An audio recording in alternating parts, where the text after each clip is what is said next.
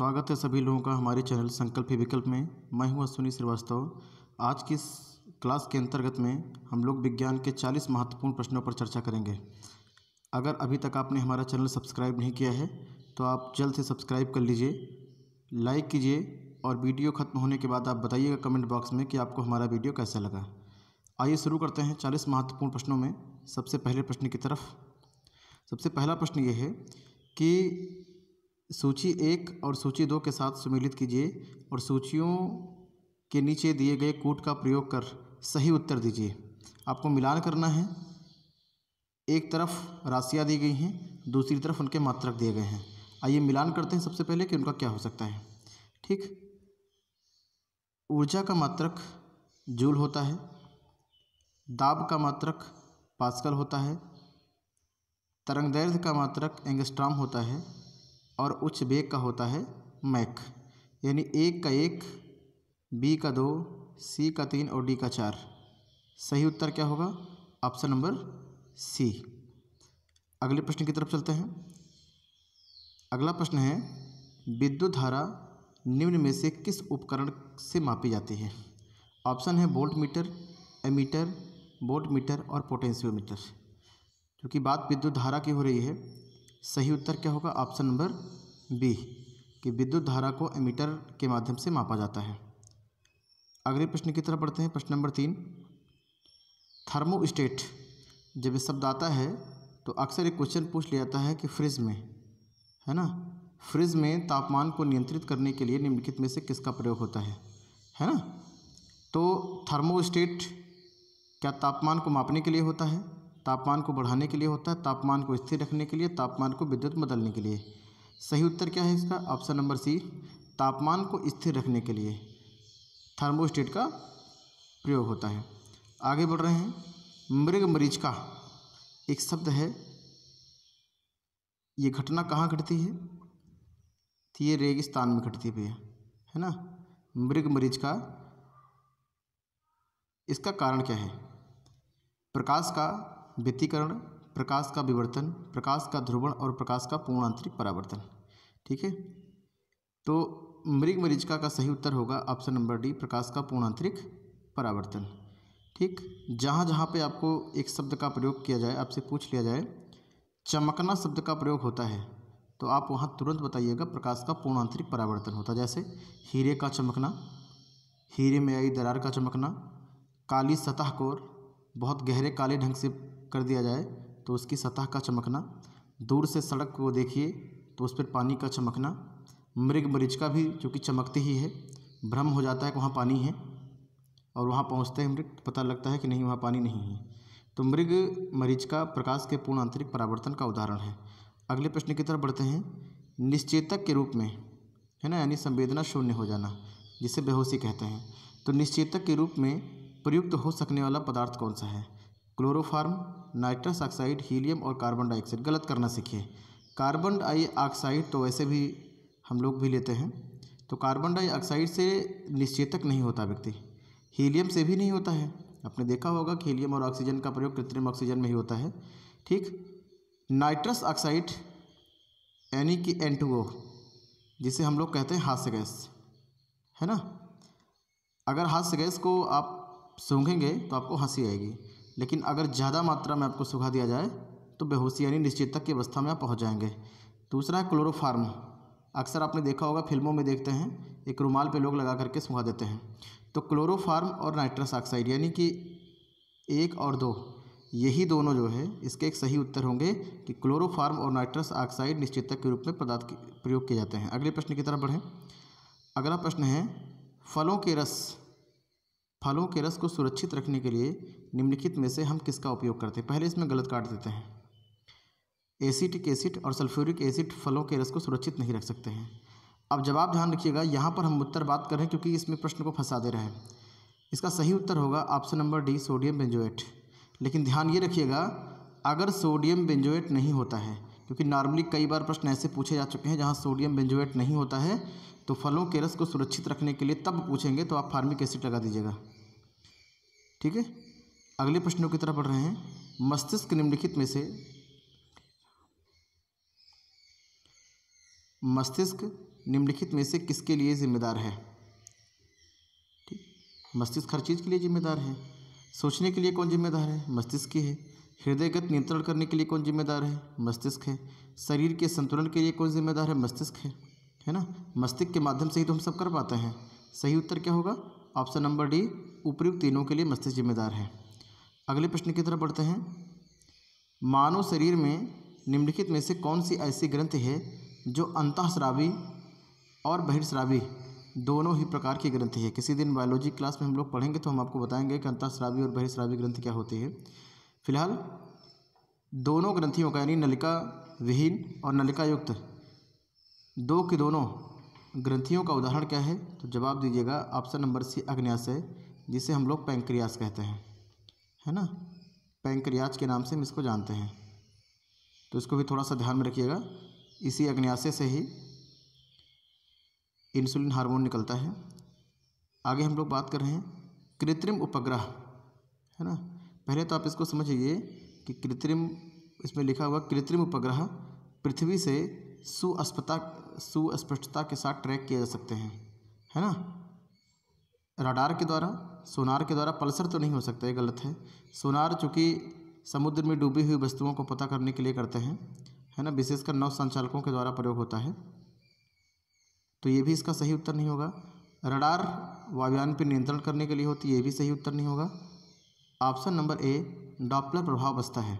तो कृत्रिम उपग्रह पृथ्वी से सुस्पष्टता के साथ ट्रैक किया जाता है। यूपी पीसीएस में सवाल पूछा जा चुका है। अगले प्रश्न की तरफ बढ़ते हैं।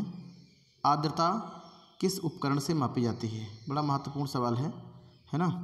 यहाँ पर 4 यंत्र हैं, तो इसको थोड़ा सा समझ लीजिएगा। आर्द्रता किस उपकरण से मापी जाती है? 2 शब्द लिखे गए हैं और ये फंसा देते हैं, हाइड्रोमीटर और हाइड्रोमीटर, ठीक है। तो इसमें केवल दा में जो रा लगा है इसको ध्यान में रखिएगा। जब दा को ऐसे लिखते हैं तो ऐसे लिखता है। इस रा का प्रयोग जिसमें होगा, हाइग्रो में गा में इस प्रकार रा का प्रयोग है, तो आप इसको देखिएगा, इसके अलावा कोई तरीका नहीं है। आर्द्रता किस उपकरण से मापी जाती है? तो जवाब बताइएगा option number B, hygrometer. Hydrometer से क्या मापते हैं? हाइड्रोमीटर से द्रव का आपेक्षिक घनत्व मापा जाता है। द्रव का आपेक्षिक घनत्व मापते हैं हाइड्रोमीटर से। पायरोमीटर तापमान मापते हैं, लेकिन कैसा तापमान मापते हैं? उच्च तापमान। और लैक्टोमीटर से क्या मापते हैं? दूध की शुद्धता। दूध की शुद्धता मापी जाती है लैक्टोमीटर से। अगले प्रश्न की तरफ बढ़ते हैं। अगला प्रश्न है, ऊनी वस्त्र हमें गर्म रखते हैं। कथन और कारण से संबंधित जो सवाल है, समीक्षा अधिकारी पीसीएस इस लेवल पर भी पूछे जाते हैं। तो कथन ए है कि ऊनी वस्त्र हमें गर्म रखते हैं, ये बिल्कुल सही है, ठीक है। अगला प्रश्न इसमें से पूछ रहे हैं कि ऊनी रेशे एक विशेष प्रकार के प्रोटीन के बने होते हैं। पहले तो ये समझ लीजिए, जो ऊष्मा के कुचालक होते हैं, यहाँ गलत लिख दिया गया है। ये वाला जो पोर्शन है, आप जल्दबाजी में पढ़ेंगे तो आपको पता चलेगा बिल्कुल सही लिखा हुआ है, लेकिन गलत लिखा है। ऊनी रेशे एक विशेष प्रकार के प्रोटीन, ऊनी रेशों के बीच में जो हवा होती है, हवा, है ना, उस हवा के कारण जो है वो गर्म का एहसास देते हैं, और हवाएं जो होती हैं वो ऊष्मा की कुचालक होती हैं। यहाँ जो प्रोटीन शब्द दिया है, यानी कि आप ये कह सकते हैं इसमें से कि ए वाला जो ऑप्शन है ये वाला सही है, लेकिन आर वाला पूरी तरह क्या है, ये गलत दिया गया है, ठीक है। आगे बढ़ते हैं अगले प्रश्न की तरफ। अगला प्रश्न है, वाहनों में पेट्रोल के जलने से निम्न धातु वायु को प्रदूषित करती है। एक प्रश्न बनता है कि बड़े शहरों में प्रदूषण का मुख्य जिम्मेदार कौन होता है? तो गाड़ियों, जो ऑटोमोबाइल्स होती हैं, जो गाड़ियाँ होती हैं, गाड़ियों के जो धुआं होते हैं भैया, है ना, उनसे क्या निकलता है विशेषकर रूप में? शीशा। तो बड़े शहरों को प्रदूषित करने में सबसे अहम रोल किसका है? लेड यानी शीशा का है।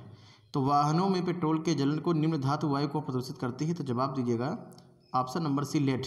लेड का मतलब होता है शीशा, ठीक। अगला प्रश्न है इसमें से कि गैल्वेनीकृत लोहे पर, है ना, लेप किसका होता है? आपको बताते हैं कि जो लोहा होता है, इस लोहे पर जंग लगता है। जंग क्यों लगता है? ऑक्सीजन प्लस नमी, है ना। और जब लोहे में जंग लग जाती है तो लोहे का भार क्या होता है? बढ़ जाता है, ठीक है। तो लोहे में जंग लगता है, ऑक्सीजन और नमी के कारण लोहे का भार बढ़ जाता है। अगर आपको जंग से बचाना है तो उसके ऊपर जस्ते की एक परत चढ़ाई जाती है। जस्ते की एक परत चढ़ाई जाती है। इसी जस्ते की परत को लिखा हुआ गैल्वेनाइजेशन, हिंदी में कहते हैं एसद लेपन। एसद लेपन यानी कि गैल्वेनाइजिंग प्रक्रिया, गैल्वेनाइजेशन, गैल्वनीकृत लोहे पर जो लोप होता है, ऑप्शन नंबर डी जस्ते का होता है। अगले प्रश्न की तरफ बढ़ें। फर्मी वह मात्रक है जो व्यक्त करता है। फर्मी ऊर्जा का मात्रक नहीं है, फर्मी संवेग का मात्रक नहीं है, फर्मी आवेग का मात्रक नहीं है, फर्मी लंबाई का मात्रक है ना, छोटी लंबाई का मात्रक है फर्मी, यानी कि ऑप्शन नंबर डी हमारा से हो जाएगा। ठीक है। निम्नलिखित तापमापियों में भी हमने चर्चा की है, पायरोमीटर से उच्च तापमान मापता है। तो उच्च तापमान मापने के लिए हम निम्नलिखित में से यो ताप विद्युत तापमापी है, गैस मापी है, पहले इसको गलत करना सीखिए, ये दोनों नहीं है। ठीक है। सही उत्तर क्या होगा पायरोमीटर के साथ में? उच्च तापमान तो मापता है, लेकिन किस प्रकार का है वो? ऑप्शन नंबर बी, ये विकिरण तापमापी है। ठीक है। हर प्रश्नों को बहुत ध्यान से देखिएगा। अगला प्रश्न है कि हड्डियों का जो अध्ययन होता है, हड्डियों को हम लोग क्या कहते हैं हिंदी में? अस्थि। अस्थि। अब नाम से सेट कर लीजिए। अगर अस्थि लिखा है तो इधर भी तो अस्थि लिखा है, इधर क्या लिखा है? इधर अष्ट लिखा है। इधर अस्थि लिखा है तो इधर अष्ट लिखा है, बात एक ही निकल के आई। यानी हड्डियों का अध्ययन जो होता है ना, वो किसके अंतर्गत में होता है? तो बताइएगा। ऑस्टियोलॉजी विज्ञान की एक शाखा है जिसके अंतर्गत में हड्डियों का अध्ययन किया जाता है। अगले प्रश्न की तरफ बढ़ते हैं। अगला प्रश्न है कि जन्म के बाद मानव के किस ऊतक में कोई कोशिका विभाजन नहीं होता है? यानी जन्म लेने के बाद, ठीक है, कंकाल में होता है, संयोजी में होता है, जनन में भी होता है। आप जवाब दीजिएगा ऑप्शन नंबर बी, तंत्रिका में किसी प्रकार का कोई विभाजन नहीं होता है। अगले प्रश्न की तरफ बढ़ें। जब एक व्यक्ति वृद्ध हो जाता है तो सामान्यतः उसके रक्तदाब यानी ब्लड प्रेशर पर क्या असर पड़ता है? आपने देखा होगा, पहला ऑप्शन है घट जाता है, गलत है। उतना ही रहता है, बिल्कुल गलत है। बदलता रहता है, ये भी गलत है। सही उत्तर क्या होगा? Option number B, option number B इसका एक सही उत्तर है। ठीक है ना। तो सही उत्तर क्या होगा कि अगर रक्त आपका बढ़ जाता है तो इसका सही उत्तर होगा ऑप्शन नंबर बी। आगे बढ़ते हैं हम लोग। अगला प्रश्न है कि तेल का एक जो बैरल होता है वो निम्नलिखित में से, आपने अक्सर सुना होगा कि अंतर्राष्ट्रीय बाज़ारों में बैरल की जो कीमत है वो इस प्रकार से हो गई है। तो बैरल जो तेल का होता है, इसमें पूछा जाता है कुल कितने लीटर होते हैं। तो ध्यान रखिएगा कि एक बैरल के अंतर्गत में 159 लीटर होते हैं भैया, है ना। ध्यान रखिएगा इस प्रश्न के लिए। अगला प्रश्न है कि निम्नलिखित में से कौन सा यंत्र महासागर की गहराई नापने के लिए होता है ना। तो ध्यान रखिएगा इसके लिए, क्योंकि बैरोमीटर तो दाब मापक है, वायुमंडलीय दाब मापेगा, एमीटर विद्युत धारा माप लेगा। तो ऑप्शन नंबर डी आपके पास बचेगा फायदोमीटर, और फायदोमीटर से ही समुद्र की गहराई मापी जाती है। अगले प्रश्न की तरफ बढ़ रहे हैं। यूरिया क्या है? आपने सुना होगा कि प्रयोगशाला में बनाया गया पहला कार्बनिक है, और बनाया किसने था? बोहलर नामक एक वैज्ञानिक ने। तो यूरिया क्या है? एक नाइट्रोजन युक्त, क्योंकि यूरिया में जो नाइट्रोजन होता है वो 46% नाइट्रोजन होता है इसमें, है ना। तो सबसे सही उत्तर क्या होगा? ऑप्शन नंबर एक, नाइट्रोजन युक्त कार्बनिक यौगिक है ये। अगले प्रश्न की तरफ बढ़ते हैं। शरीर का तापक्रम नियंत्रित होता है। शरीर के तापक्रम के लिए मस्तिष्क में जो मस्तिष्क होता है उसके 3 भाग होते हैं, उसमें से एक भाग होता है अनमस्तिष्क। थैलेमस का कार्य नहीं है, बल्कि कार्य किसका है? ये हाइपोथैलेमस का। ध्यान रखिएगा, शरीर का तापक्रम किसके द्वारा नियंत्रित होता है? तो हाइपोथैलेमस के कारण ये नियंत्रित होता है। ठीक है ना। तो सही उत्तर क्या होगा? ऑप्शन नंबर बी, हाइपोथैलेमस के कारण शरीर का तापमान नियंत्रित होता है। ठीक। अगला प्रश्न है कि तारे अपनी ऊर्जा प्राप्त करते हैं। ठीक है। नाभिकीय संलयन से, गुरुत्वीय संकुचन से, रासायनिक अपक्रिया से और नाभिकीय विखंडन से। जवाब दीजिएगा इसमें से। नाभिकीय संलयन के द्वारा भी ऊर्जा अपनी प्राप्त करते हैं और गुरुत्वीय संकुचन के कारण, यानी 1 और 2, यानी कि ऑप्शन नंबर ए 1 और 2 सही हो जाएगा। आगे बढ़ते हैं। अगला प्रश्न है विटीकल्चर किसके लिए जाना जाता है? संतरे के उत्पादन के लिए नहीं जाना जाता है, सेब के उत्पादन के लिए नहीं जाना जाएगा, ठीक है ना। उत्पादन किसके लिए जाना जाएगा विटीकल्चर का? तो आप बताइएगा ऑप्शन नंबर बी, अंगूर के उत्पादन के लिए। विटीकल्चर अंगूर के उत्पादन के लिए माना जाता है ये। ठीक है, आगे बढ़ते हैं। मछलियों में सामान्यतः श्वसन जो है किससे होता है? ध्यान रखिएगा, ये प्रश्न कई बार अब तक पूछा जा चुका है। मछलियों में जो होता है वो गलफड़े के द्वारा यानी कि गिल्स के द्वारा होता है। ठीक है, तो इस प्रश्न को भी थोड़ा सा याद रखिएगा। अगला प्रश्न है ओजोन परत में छिद्र का कारण, है ना। पिछली वीडियो में हमने इसको बता दिया है कि ओजोन परत में छिद्र का प्रमुख कारण क्या होता है, तो वो होता है CFC गैस, जो कि फ्रिज और AC से निकलती है। तो CFC का मतलब क्लोरोफ्लोरोकार्बन, यानी कि ऑप्शन नंबर ए। ओजोन परत में छिद्र का कारण क्या है? क्लोरोफ्लोरोकार्बन है। अगले प्रश्न की तरफ बढ़ रहे हैं। बुलेट प्रूफ जैकेट के निर्माण में, ठीक है, किस बहुलक पदार्थ का प्रयोग किया जाता है? जो बुलेट प्रूफ जैकेट बनती है अक्सर, उसमें निम्नलिखित में से किस बहुलक पदार्थ का प्रयोग होता है जो बुलेट प्रूफ जैकेट होती है? ठीक है ना, तो ध्यान रखिएगा, इसका सही उत्तर होगा option number C, Kevlar. Kevlar एक पदार्थ होता है जिसके कारण से बुलेट प्रूफ जैकेटें बनाई जाती हैं। ठीक है ना। अगला प्रश्न ये है कि अभी हमारी चर्चा इस पर फिलहाल हो गई थी कि विटीकल्चर किसके लिए जाना जाता है। तो विटीकल्चर जो है, विटीकल्चर किसके लिए जाना जाएगा? ऑप्शन नंबर बी, अंगूर के उत्पादन के लिए जाना जाता है। आगे की तरफ, अगले प्रश्न की तरफ बढ़ते हैं कि निम्नलिखित में से कौन सा सुमेलित नहीं है ना? कौन सा, ठीक है, कौन सा सुमेलित नहीं है? नॉट सबसे पहला लिखा हुआ है, इसमें आपको बताना है कि सुमेलित कौन सा नहीं है। सबसे पहला उत्तर ये है नॉट। नॉट जो होती है जहाज के, नॉट जो होती भैया वो जहाज के चाल की मापक होती है। ये बिल्कुल सही उत्तर है इसका कि हाँ, जहाज की मापक होती है, यानी कि ये वाला उत्तर जो है आपका सही है। दूसरा लिखा है नॉटिकल मील, नौ संचालन में प्रयुक्त दूरी की इकाई होती है, ये भी पूरी तरह सही है। एंगस्ट्रॉम प्रकाश के तरंग दैर्ध्य की इकाई है, ये भी पूरी तरह सही है। लेकिन प्रकाश वर्ष समय मापन की इकाई नहीं होती है, बल्कि प्रकाश वर्ष जो होती है खगोलीय दूरी का मात्रक है, ये है ना, खगोलीय दूरी का मात्रक है। तो इस प्रश्न को थोड़ा सा ध्यान में रखिएगा। ठीक है, इस प्रश्न को भी थोड़ा सा ध्यान में रखिएगा। अगला प्रश्न है इसमें से कि पाइर हीलियोमीटर का उपयोग निम्नलिखित में से किसे मापने के लिए किया जाता है ना। सन स्पॉट के लिए इसका उत्तर हमने आपको पहले बता दिया। पाइर हीलियोमीटर का प्रयोग जो होता है सोलर रेडिएशन के लिए, है ना, सूर्य की रेडिएशन को मापने के लिए पाइर हीलियोमीटर का प्रयोग किया जाता है। ठीक है, अगला प्रश्न ये है कि अंतःस्रावी ग्रंथियों की सूची, आपको इनके द्वारा निकलने वाले जो हार्मोन्स हैं, इनके हार्मोन्स को आप सम्मिलित करिए और आप बताइए कि इसका एक सही उत्तर क्या होगा इसमें से। ठीक है, इसका एक सही उत्तर क्या होगा ये आपको बताना है। ठीक है, इसका सही उत्तर आपको बताना है।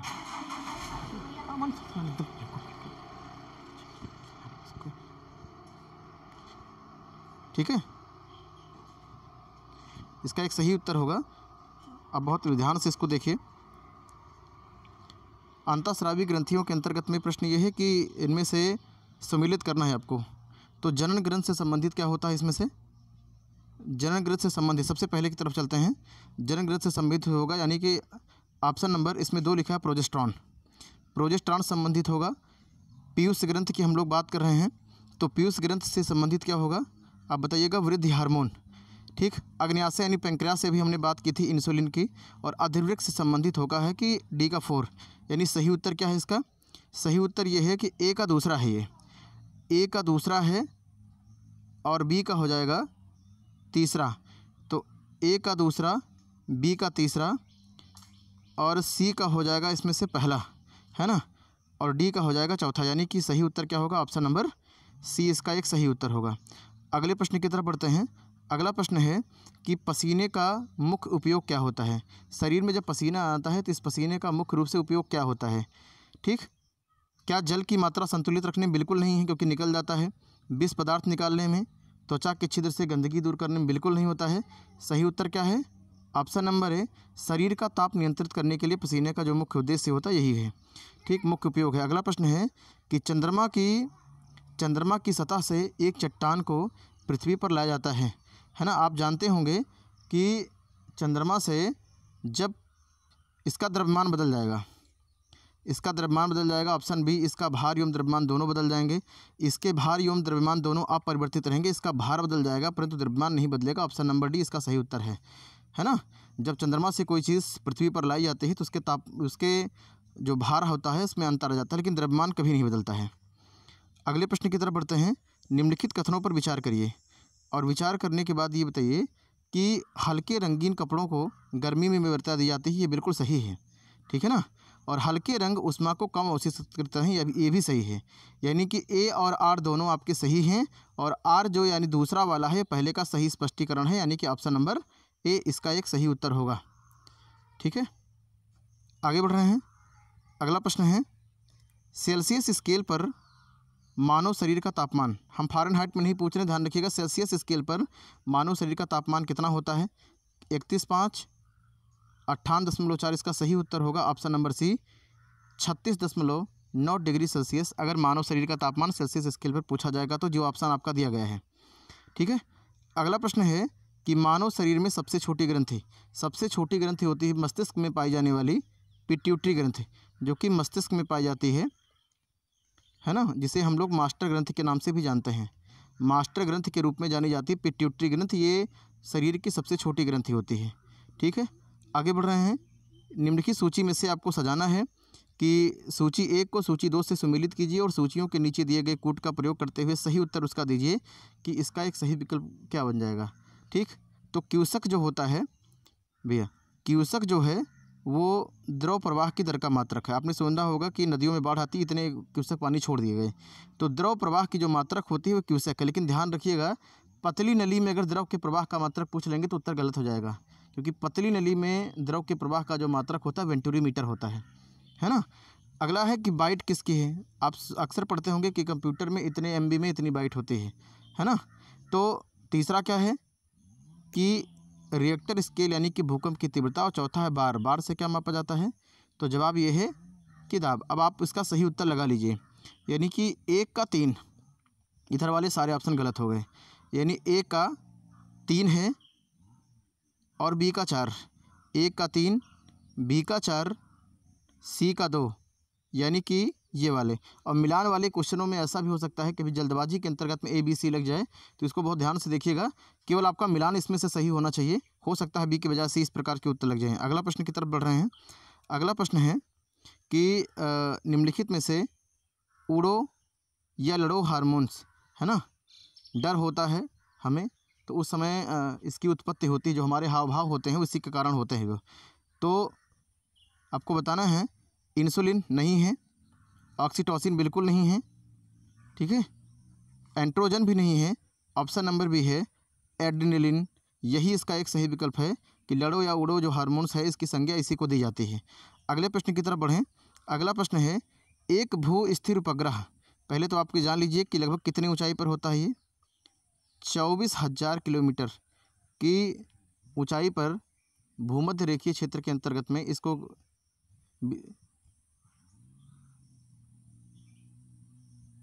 ठीक है, तो 24,000 किलोमीटर की ऊंचाई पर इसकी प्रक्षेपित किया जाता है भू स्थिर उपग्रह, और इसका जो काल होता है वो ऑप्शन नंबर डी यानी कि 24 घंटे का होता है। अगला है कि पुरुष जीन संगठन क्या है? पुरुष जीन संगठन होता है, आप जानते हैं कि मानव जो शरीर है, इस मानव शरीर के अंतर्गत में पुरुष और महिला, है ना, पुरुष और महिला इसमें पूछा गया है कि जोड़े क्या हैं, तो दोनों के आप जानते हैं कि मनुष्य के शरीर में 46 गुणसूत्र होते हैं, है ना, 23 यहाँ पर 23 जोड़े होते हैं। तो इसमें ये कहा गया है कि जीन संगठन क्या होता है पुरुषों का, तो आप बताइएगा ऑप्शन नंबर बी X और Y, क्योंकि महिलाओं में XX और पुरुषों में XY होता है ना। तो X का मिलन X से होगा तो संतान लड़की होती है, और X का मिलन Y से साथ होता है तो लड़का उत्पन्न होगा, ठीक है। तो आज की इस क्लास के अंतर्गत में हमने 40 महत्वपूर्ण प्रश्नों पर चर्चा की है। आपको हमारी क्लास कैसे लगी आप कमेंट बॉक्स में हमको ज़रूर बताइएगा। मिलते हैं अगली क्लास में, तक सभी लोगों का बहुत बहुत धन्यवाद।